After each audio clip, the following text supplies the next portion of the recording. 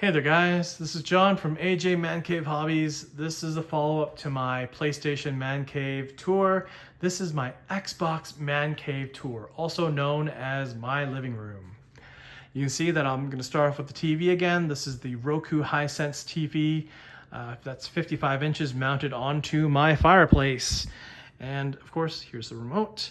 You'll also see that I have a sound bar and two speakers on the side, but the Kinect is right here for all those Just Dance games that my wife likes to play. And the Kinect is one of these, this is the rival to the Wii U? Yeah. Anyways, it was meant to be this was the motion controller. Your body was the controller. And Microsoft really wanted to sell this, so they packaged it with the console and people hated it, but I kind of like it. The Kinect is actually pretty cool. Now, moving over to the actual console table setup. Now, I've got a couple things to kind of show you.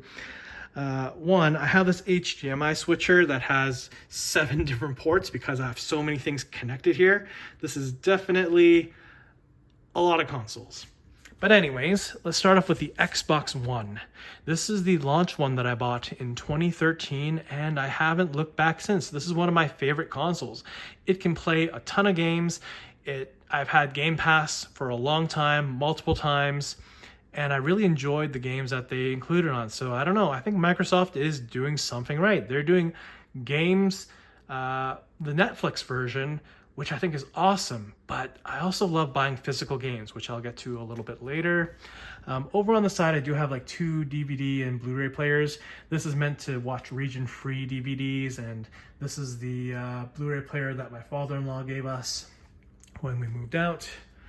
And I have the 4 controllers here of each of the different generations.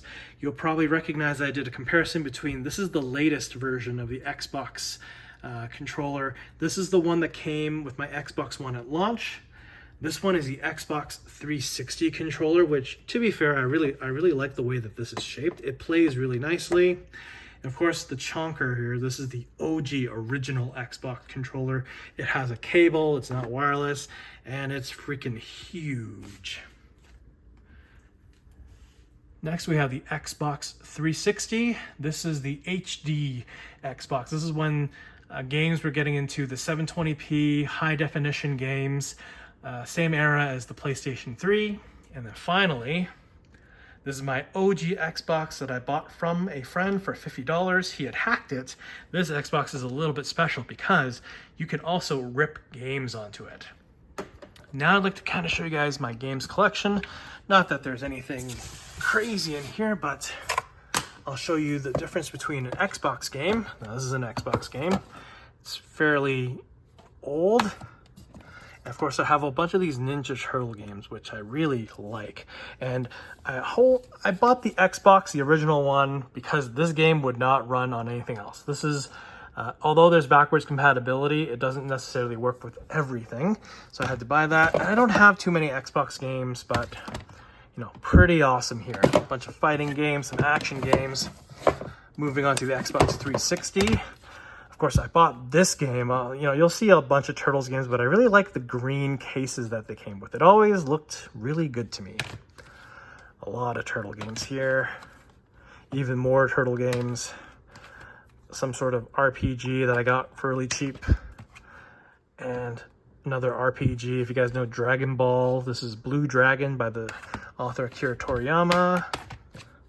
And I have a whole bunch of Xbox One games now. This is where things get a little bit crazy. Batman, Ghostbusters, Mighty Number 9. Yikes, I have a bunch of Mega Man games as well. Okay, let's see if you guys have heard of Mega Man. And of course, more Turtles games. And maybe I'll stop here. I won't show you guys every single thing on here, but you'll also notice that these are the more recent published games. You'll see on the top, it'll say Xbox One. So this will work on my console right there. But then you'll also notice ones that are Xbox Series X and Xbox One. So this means that it's compatible with both. So this is the 2013 one, and then this is the most recent generation Xbox. There's a lot of backwards compatibility with Xbox, but it's not perfect. That means that you can play older games. So actually, I can put the copy of one of these games into the latest Xbox, and it'll have some software enhancements because they bought the license. So this is more so a CD key. So you'll be able to basically pop in the very first disc and be able to play this game on a modern Xbox, which I find really, really cool. And then finally, because Xbox Game Pass has online gameplay, I bought one of these really cool headsets. This is a super comfortable headset that I just game online occasionally with my coworkers. And then finally, with all of this said, I do have, an overall thought, which is I eventually need to buy the latest Xbox once I have $800, but who knows when I will. Overall, the Xbox ecosystem is just a lot of great value, although I still love PlayStation. People will know me as a PlayStation fanboy, but if you ask me which one you should get, if you have the money, why not both? I also have a gaming laptop, which I recently bought. So instead of buying a PC, I bought a laptop.